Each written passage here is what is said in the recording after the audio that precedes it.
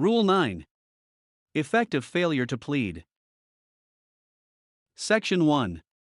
Defenses and objections not pleaded. Defenses and objections not pleaded, either in a motion to dismiss or in the answer, are deemed waived. However, when it appears from the pleadings, or the evidence on record, that the court has no jurisdiction over the subject matter, that there is another action pending between the same parties for the same cause, or that the action is barred by a prior judgment or by statute of limitations, the court shall dismiss the claim. Section 2. Compulsory counterclaim or cross-claim not set up barred. A compulsory counterclaim or a cross-claim not set up shall be barred. Section 3. Default declaration of. If the defending party fails to answer within the time allowed therefor, the court shall, upon motion of the claiming party, with notice to the defending party and proof of such failure, declare the defending party in default. Thereupon, the court shall proceed to render judgment, granting the claimant such relief as his or her pleading may warrant, unless the court, in its discretion, requires the claimant to submit evidence. Such reception of evidence may be delegated to the clerk of court. A.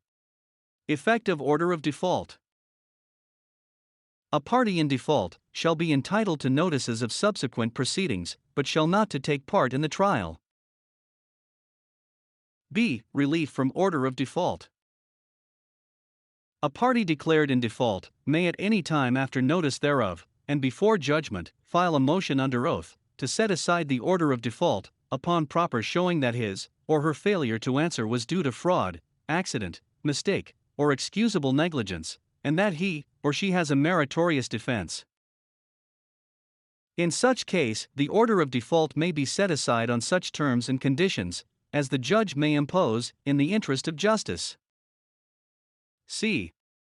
Effective partial default.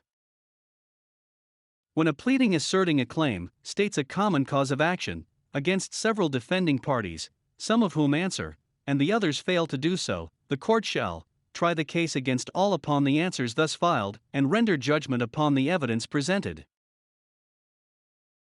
D. Extent of relief to be awarded. A judgment rendered against a party in default shall neither exceed the amount or be different in kind from that prayed for nor award unliquidated damages. E. Where no defaults allowed. If the defending party in action for annulment or declaration of nullity of marriage or for legal separation fails to answer, the court shall order the Solicitor General or his or her deputized public prosecutor to investigate whether or not a collusion between the parties exists. And if there is no collusion, to intervene for the state in order to see to it that the evidence submitted is not fabricated.